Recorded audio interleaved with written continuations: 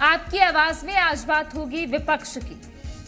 विपक्ष में लंबे वक्त तक छत्तीसगढ़ में कांग्रेस पार्टी रही है। छत्तीसगढ़ बनने के बाद 3 साल की सरकार और उसके बाद से लगातार 15 साल विपक्ष की भूमिका कांग्रेस पार्टी ने निभाई। लेकिन 2018 में जब सत्ता में आई थी तो मिसाल दी गई कि सारे के सारे नेता एकजुट होकर बीजेपी को हराने में जुट गए थे। लेकिन अब क्या हो रहा है? कहां है विपक्ष? बड़ा मैंडेट है, 35 की संख्या है विधायकों की, बड़े बड़े नेता हैं अविभाजित मध्य प्रदेश के वक्त के भी, लेकिन ये एक मंच पर एक राय में क्यों नहीं है? आखिर क्यों कलह हो रही है? और जनता फिर ऐसे में किस ओर देखे कि विपक्ष अगर अपने ही घर में झगड़े कर रहा हो तो वह जनता के मुद्दे कैसे उठाएगा? आज इसी पर चर्चा करेंगे, लेकिन उससे पहले ये रिपोर्ट देखिए।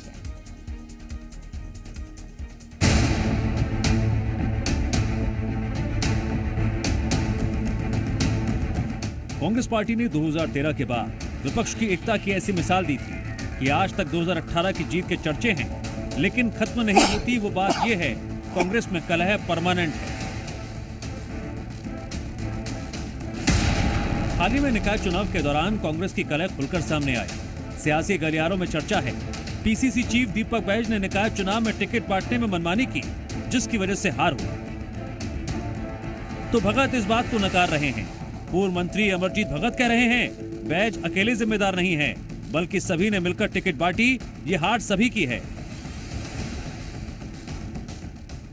जिस प्रकार से हमारे नेतागण अपनी भूमिका, उनकी भूमिका जो है टिकट बांटने तक रहती है।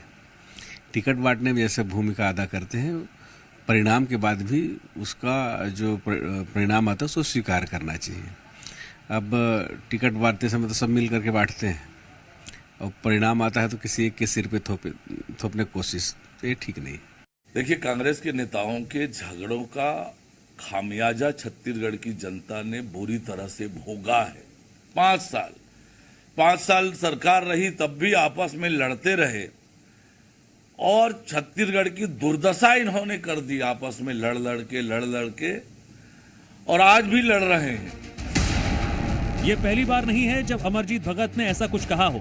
बीते दिनों जब टीएस सिंहदेव को पीसीसी चीफ बनाए जाने की चर्चा तेज चली, तब भगत ने आदिवासी वर्ग की चिंता करने की नसीहत दे दी। माननीय विष्णुदेव साय जी जब मुख्यमंत्री बने तो सभी आदिवासी भाइयों में बहुत एक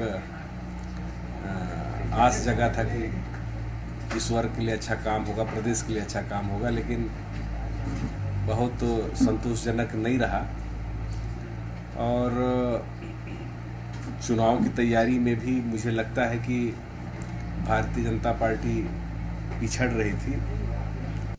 मैंने हमेशा ये कहा है कि जो मैं काम कर सकता हूं उसके लिए पार्टी जो जवाबदारी देगी मैं जरूर तैयार हूं, लेकिन अध्यक्ष के लिए मेरे पास प्रदेश अध्यक्ष बनने वाले कोई संकेत पार्टी हाईकमांड या सीनियर्स की तरफ से नहीं है।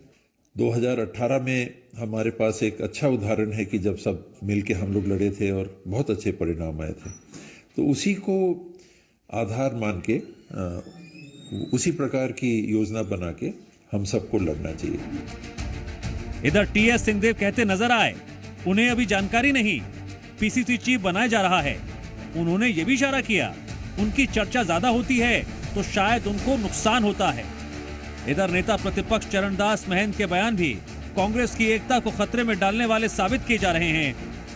लेकिन सवाल यह है, क्या कांग्रेस पार्टी लगातार हार झेलने के बाद छत्तीसगढ़ में मंथन कर कोई हल निकालेगी?